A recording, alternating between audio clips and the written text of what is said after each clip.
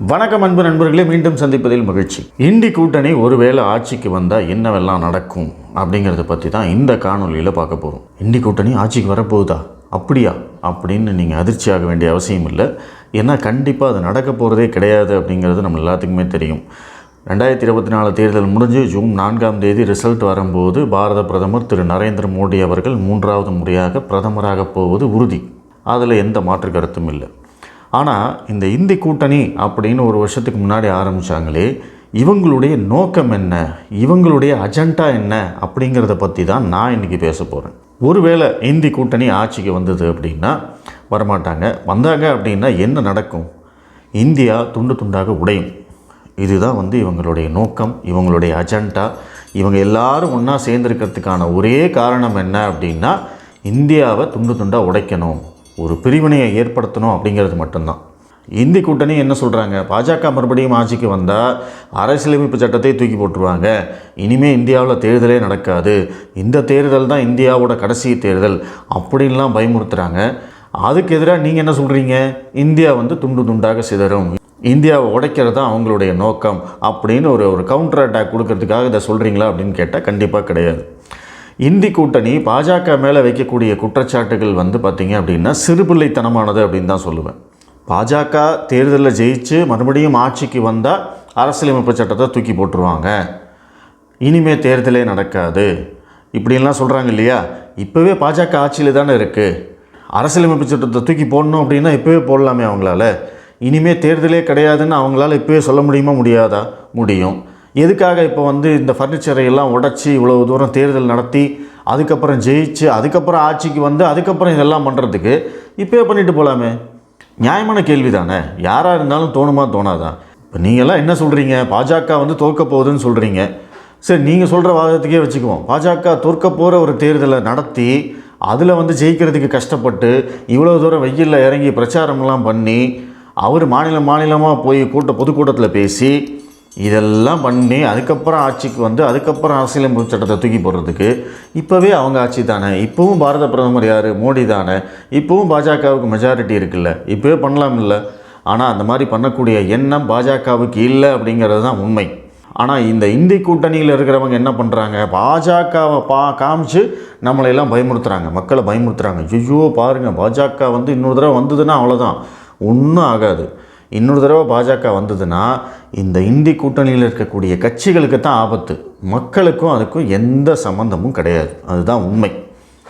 அதை பற்றியும் நான் விரிவாக சொல்கிறேன். ஆனால் அதுவே நான் சொல்லக்கூடிய குற்றச்சாட்டுக்கு நீங்கள் வருவோம். இந்தி கூட்டணி ஒருவேளை ஆட்சிக்கு வந்தால் இந்தியா துண்டு துண்டாக உடையும், இந்தியா சிதறும், இந்தியா ஒரே நாடாகவே இருக்காது அப்படின்னு நான் ஒரு குற்றச்சாட்டு சொல்கிறேன்.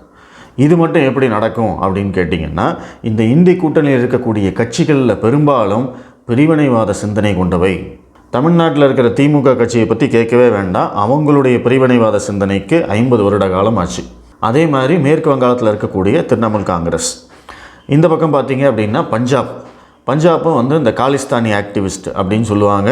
ஆம் ஆத்மி கட்சி அங்கே ஜெயிக்கிறதுக்கு முக்கியமான காரணம் இந்த காலிஸ்தானி மூமெண்ட் அப்படின்னு சொல்கிறாங்க. அவங்களுடைய ஆதரவு தான் ஆம் ஆத்மி கட்சியை ஜெயிக்க வச்சது அப்படின்னு சொல்கிறாங்க. இந்த 3 மாநிலங்கள்லேயும் பார்த்திங்க அப்படின்னா பாஜக ஆட்சிக்கு வந்ததுக்கப்புறமா இந்த பிரிவினைவாத சிந்தனைகள், பிரிவினைவாத பேச்சுகள் அதிகமாக இருக்குது அப்படிங்கிறதையும் நம்ம பார்க்குறோம். அதாவது பாஜக என்ன சொல்கிறாங்க, ஒரே நாடு, ஒரே தேர்தல், ஒரே சட்டம், ஒரே ரேஷன் கார்டு, இந்த மாதிரிலாம் அவங்க தொடர்ந்து பேசிகிட்டே இருக்காங்க. இந்தியா அப்படிங்கிறது ஒரு நாடு, இந்த நாட்டுடைய வளர்ச்சி தான் எங்களுக்கு முக்கியம், இந்தியாவை நாங்கள் காப்பாற்றுவோம், ஒருங்கிணைப்போம் அப்படிங்கிறது, இந்தியாவை ஒற்றுமைப்படுத்துறதுக்கான எல்லா வேலைகளையும் பாஜக செஞ்சுட்டே இருக்காங்க. ஆனால் அதுக்கு நேர் எதிராக இந்த பக்கம் இந்தி கூட்டணியில் என்ன பண்ணுறாங்க, திமுக என்ன சொல்கிறாங்க, இந்தியா ஒரு நாடல்ல. அவங்க எதனால் ஒன்றியம்னு சொல்ல ஆரம்பித்தாங்க, மாநிலங்களின் கூட்டமைப்பு சேர்ந்தது தான் இந்தியா அப்படிங்கிற நாடு. இப்போ இங்கே இருக்கக்கூடிய திராவிடமாகட்டும், தமிழ் தேசியமாகட்டும், எல்லாருமே தொடர்ந்து பேசுகிறது என்ன, இந்தியா ஒரே நாடு கிடையாது, சுதந்திரத்துக்கு முன்னாடி இந்தியா எங்கே இருந்தது அப்படின்லாம் கேட்பாங்க. அது எல்லாத்துக்கும் காரணம் என்ன அப்படின்னா பிரிவினைவாதம் மட்டும்தான். நாங்கள் வேறு, வட இந்தியர்கள் வேறு, எங்களுக்கு அவங்களுக்கு சம்மந்தம் கிடையாது, நாங்கள் இந்துக்கள் கிடையாது, இது எல்லாமே வந்து பார்த்திங்க அப்படின்னா இந்த பிரிவினைவாத சிந்தனைக்குள்ளே தான் வரும். அதனுடைய நீட்சி தான் பார்த்திங்கன்னா இன்றைக்கி இருக்கக்கூடிய வடக்கு வாழ்கிறது தெற்கு தேய்கிறது அப்படிங்கிற அந்த 50 ஆண்டு கால கோஷத்தை மறுபடியும் திமுக முன்னெடுத்திருக்கிறதுக்கான காரணம் என்ன?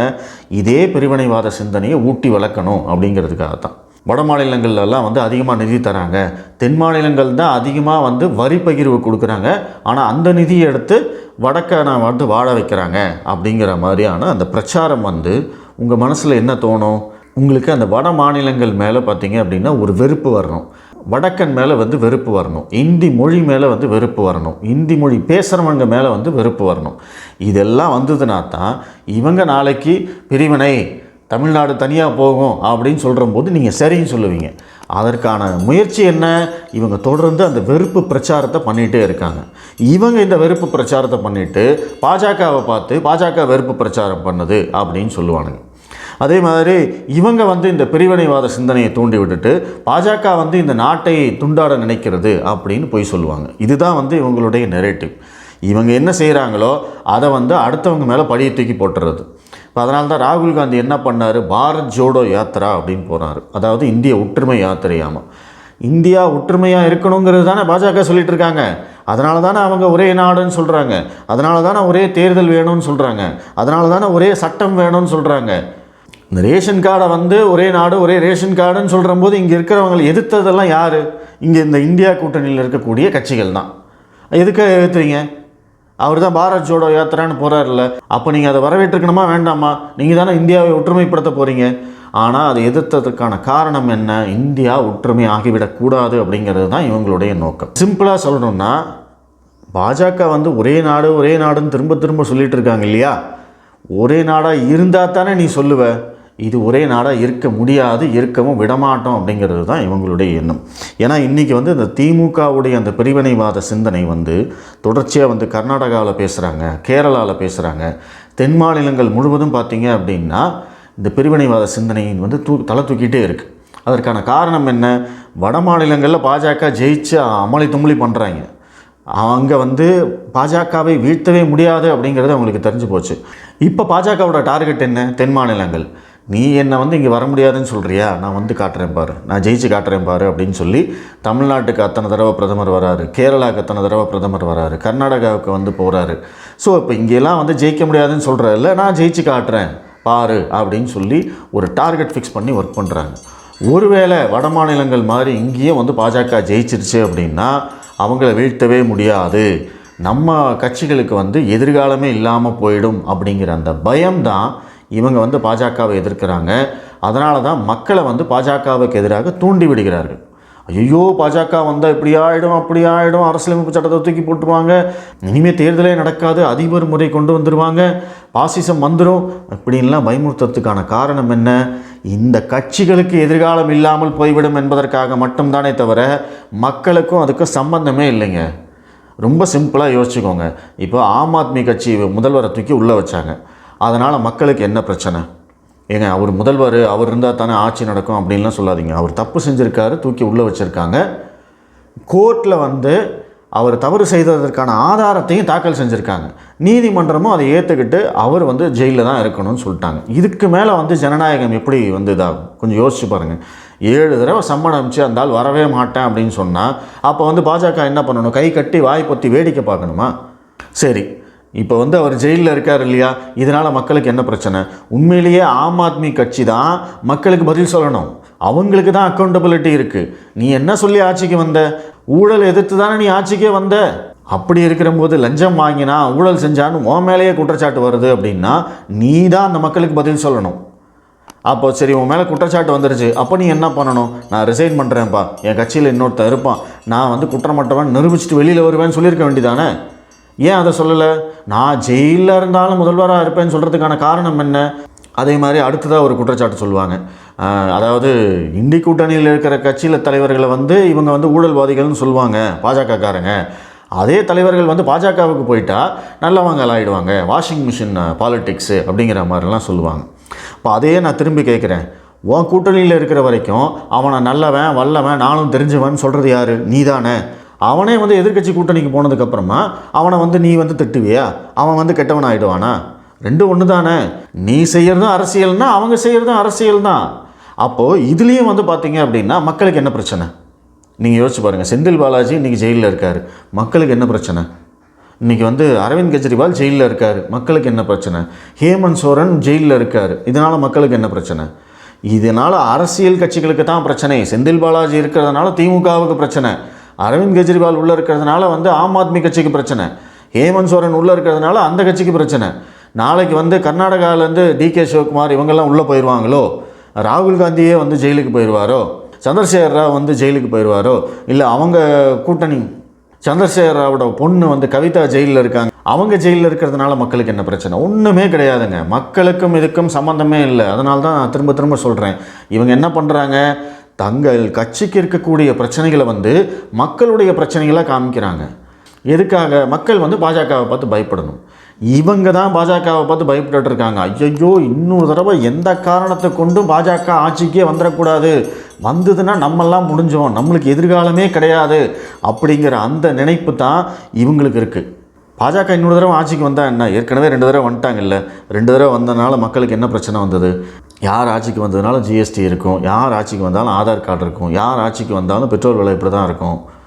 அதில் எல்லாம் எந்த மாற்றமும் கிடையாது. ஆனால் பாஜக மேலே எந்த விதமான ஊழல் குற்றச்சாட்டும் இவங்களால் சொல்ல முடியல. இவனுங்க ஊழல் பண்ணுறதை தவிர வேறு எந்த வேலையும் செய்கிறதே இல்லை. இப்போ இவங்கெல்லாம் சேர்ந்துட்டு வந்து பாஜகவை எதிர்க்கிறேன். அதனால தான் இவங்களுக்கு வந்து என்னென்னா இடியை பார்த்து நடுங்கிறது, சிபிஐ பார்த்து நடுங்கிறது, ஐடி டிபார்ட்மெண்ட்டை பார்த்து நடுங்கிறது. இவங்க மேலையெல்லாம் ரைடு வந்ததுன்னா உடனே வந்து மக்கள்கிட்ட போயிட்டு பார்த்தீங்களா எங்களையெல்லாம் இப்படி பண்ணுறாங்க, நீ ஏன்டா ஊழல் பண்ணுற, அதைத்தானே அவங்க கேட்குறாங்க. சரி, மக்களுக்கு இதனால் என்ன பிரச்சனை? இவங்க மேலையெல்லாம் ரைடு வராங்க, இதனால் என்ன பிரச்சனை? ஒன்றும் கிடையாது. மக்களுக்கு இதுக்கு சம்பந்தமே கிடையாது. இங்கே இருக்கக்கூடிய அரசியல் கட்சிகள் அரசியல் மட்டும் பண்ணிகிட்ருக்கிறாங்க, பாஜகவும் அரசியல் பண்ணுது.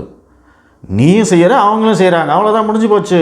இதில் மக்களாகி நாங்கள் என்ன பண்ணுறோம்? வேடிக்கை மட்டும் பார்க்குறோம். என்னமோ பண்ணிட்டு போங்கப்பா, அடித்து தொலைங்கப்பா அப்படின்னு நாங்கள் வேடிக்கை பார்க்குறோம், அவ்வளோதான். இப்போ இதனால தான் இவங்க என்ன பண்ணுறாங்க, பாஜக இன்னொரு தடவை ஆட்சிக்கு வந்தது அப்படின்னா நம்மளையெல்லாம் வந்து தூக்கி சாப்பிட்ரும், நம்மளையெல்லாம் இல்லாமல் பண்ணிவிடுவாங்க. அப்போ என்ன பண்ணணும், இவங்களை எப்படியாவது ஆட்சிக்கு வர முடியாமல் தடுத்துட்டு நம்ம ஒரே ஒரு தடவை ஆட்சிக்கு வந்துட்டாலுமே இந்த நாடு ஒரு நாடாக இருந்தால் மட்டும்தானே பாஜகவுக்கு பலம். துண்டு துண்டாக உட. திமுக என்ன பண்ணுவாங்க, நாங்கள் தமிழ்நாடு தனியாக போகிறோன்னு சொல்லுவாங்க. இதே தான் இப்போ வந்து கர்நாடகா காங்கிரஸும் சொல்லிகிட்டு இருக்கிறாங்க. அவங்களும் இந்த வடக்கு தெற்கு அப்படின்னு பேசிகிட்டு இருக்கிறாங்க. இதில் கொடுமை என்ன அப்படின்னா, கர்நாடகாவில் காங்கிரஸ் ஆட்சி, அவங்க ஒரு தேசிய கட்சி அப்படிங்கிறதையே மறந்துட்டு பேசிகிட்டு இருக்கிறாங்க. புதிய கல்விக் கொள்கையை எதிர்ப்போம் அப்படிங்கிறானுங்க, மேகதாது அணையை கட்டுவோம் அப்படிங்கிறாங்க. அதுக்கு வந்து நான் சென்டர் சொல்கிறத கேட்க மாட்டேன், காவிரி அந்த ஆணையம் சொல்கிறத கேட்க மாட்டேன், உச்சநீதிமன்றம் சொல்கிறத கேட்க மாட்டேன். எவ்வளவு அழிச்சாட்டையும் பண்ணுறானுங்க இவனுங்கெல்லாம். அதே குரல் தான் இன்றைக்கி வந்து கேரளாலையும் இருக்குது. ஏன்னா கேரளாலையும் வந்து ஒருவேளை பிஜேபி வந்துடுமோ, காங்கிரஸுக்கும் இந்த கம்யூனிஸ்ட்டுக்கு தான் போட்டி. அவனுங்க 2 பேரும் இன்றைக்கி ஒன்று சேர வேண்டிய நிலைமைக்கு வந்துட்டாங்க. பிஜேபி வந்ததுன்னா முடிஞ்சு போச்சு. அப்போ அவனுங்களும் அதையே பேசுவாங்க. அந்த பக்கம் பஞ்சாப் கேட்கவே வேண்டாம். எப்போ அவங்க இந்த காலிஸ்தான் நாடை வந்து தனியாக பிரித்தே ஆகணும்னு ஒத்த காலில் நிற்கிறாங்க, எத்தனையோ வேலைகள் பண்ணிகிட்ருக்காங்க. இந்த பக்கம் மேற்கு வங்காளம், அவங்களையும் கேட்கவே வேண்டாம். 35% முஸ்லீம்கள் மக்கள் தொகை. அதில் பெரும்பாலும் பார்த்தீங்க அப்படின்னா ஊடுருவல்காரர்கள் அப்படிங்கிறத எல்லாருமே சொல்கிறாங்க. அவங்க தான் வந்து மம்தா பானர்ஜியோடைய ஓட்டு வங்கியாக இருக்கிறாங்க. அவங்க தான் வந்து மம்தா பானர்ஜியை தொடர்ந்து ஜெயிக்க வைக்கிறாங்க. ஆனால் பாஜக என்ன பண்ணுறாங்க, அவங்கள வந்து நாங்கள் கணக்கெடுப்போம், என்ஆர்சி நடத்துவோம், அவங்கள திரும்ப அனுப்புவோம், இந்தியர் அல்லாதவரை நாங்கள் திரும்ப அனுப்புவோம் அப்படின்னு சொல்கிறாங்க. அவங்க திரும்ப வெளியில் போயிட்டாங்க அப்படின்னா மம்தா பானர்ஜி மறுபடியும் ஜெயிக்க முடியாது. அப்போ மம்தா பானர்ஜி என்ன பண்ணுவாங்க, இப்போ திமுக மாதிரி காங்கிரஸ் மாதிரி அவங்களும் வந்து இதை நம்ம தனியாக எடுத்துக்கிட்டோம்னா பிரச்சனையே இல்லைப்பா, எப்பவும் நம்ம தான் முதல்வர் அப்படின்னு அவங்க நினைப்பாங்க. இதுதான் வந்து இவங்களுடைய திட்டம். அப்போது ஒரு தடவை இந்திய கூட்டணி ஆட்சிக்கு வந்தது அப்படின்னா துண்டு துண்டாக உடைச்சிருவாங்க இந்தியாவை. இப்போ நீங்கள் கேட்கலாம், இந்தியாவை காப்பாற்றுவோம்னு சொல்லி ஸ்டாலின் வந்து ஓட்டு கேட்குறாரு, அவங்க எப்படிங்க வந்து இந்தியாவை உடைப்பாங்க அப்படின்னு கேட்கலாம். அது அப்படி சொல்லியா மட்டுமா வந்து ஓட்டு கேட்டாங்க? 2021 நாங்கள் வந்தால் நீட் தேர்வுக்கு முதல் கையெழுத்துனாங்க, நகைக்கடன் தள்ளுபடினாங்க, கல்விக்கடன் தள்ளுபடினாங்க, சொத்து வரியை உயர்த்த மாட்டோம்னாங்க, மாதம் ஒரு முறை மின் கட்டணம்னாங்க. ஏதாவது ஒன்றை செஞ்சாங்களா? உங்களால் என்ன பண்ண முடிஞ்சது? அதே மாதிரி தான் இதுவும். பொய் சொல்கிறதுன்னு ஆகிப்போச்சு, கழுதை என்னத்தையாவது சொல்லிட்டு போவோம் அப்படிங்கிறது தான். அதனால் நான் என்ன சொல்ல வரேன்னா, தப்பித்தவரை இந்திய கூட்டணி ஒரு தடவை ஆட்சிக்கு வந்தாங்க அப்படின்னா இந்தியா அப்படிங்கிற ஒரு நாடே இருக்காது. அதுதான் உண்மை. நான் சொல்கிறது உங்களுக்கு வந்து அதீதமாக தெரியலாம், ஆனால் உண்மை அதுதான். இவங்களுடைய நோக்கம் எல்லாத்தையும் எடுத்து பாருங்கள். இவங்க என்னவெல்லாம் பேசுகிறாங்கன்னு எடுத்து பாருங்கள். எப்படி வந்து பாஜக மேலே பழி சொல்கிறாங்க, எப்படி வந்து பொய் சொல்கிறாங்க, எப்படி பாஜகவை காமிச்சு ஏமாத்துறாங்க அப்படிங்கிறதெல்லாம் பாருங்கள். இந்த ஒற்றுமை யாத்திரை, நியாய யாத்திரை இதெல்லாம் யாருக்காக? காங்கிரஸ் கட்சிக்காக, பாஜகவை எதிர்க்கின்ற கட்சிகளுக்காக. ஏன் இவங்கெல்லாம் வந்து கொள்கையே இல்லைனாலும் ஒன்றா இருக்க வேண்டிய காரணம் என்னங்க? ஏங்க கொஞ்சம் யோசிச்சு பாருங்கள். கேரளாவில் கம்யூனிஸ்ட்டும் காங்கிரஸும் அடிச்சுக்குவாங்களாமா, ஆனால் வெளியில் மற்ற மாநிலங்களில் அவங்கெல்லாம் ஒன்றுக்குள்ளே ஒன்றாமா. மேற்கு வங்காளத்தில் மம்தா பானர்ஜியும் காங்கிரஸும் வந்து அடிச்சுக்குவாங்களாமா, ஆனால் மற்ற மாநிலங்களில் இண்டி கூட்டணியாமா. பஞ்சாபில் ஆம் ஆத்மி காங்கிரஸும் சண்டை போடுவாங்களாமா, ஆனால் மற்ற மாநிலங்களில் வந்து இவங்கெல்லாம் இண்டி கூட்டணியாமா. இது மாதிரி ஒரு கேவலமான கூட்டணியை வாழ்நாளையே பார்த்தது கிடையாது. அதான் உண்மை. இனிமேலும் பார்க்க முடியாது. இவ்வளவு சண்டைகள், இவ்வளவு கருத்து வேறுபாடுகள் இருந்தாலும் இவங்கெல்லாம் ஒன்றா இருக்கிறதுக்கு காரணம் என்ன? பாஜக வலிமையாக இருக்கிறது. பாஜகவை வீழ்த்தியே ஆகணும். வீழ்த்தி ஆட்சிக்கு வந்தால் தான் இவங்க நினச்சதை செய்ய முடியும். அதுதான் காரணம். தப்பித்தவரை கூட இந்தி கூட்டணி ஆட்சிக்கு வரணும்னு நினச்சிடாதீங்க. வந்தது அப்படின்னா இந்தியா அப்படிங்கிற நாடே இருக்காது. நன்றி.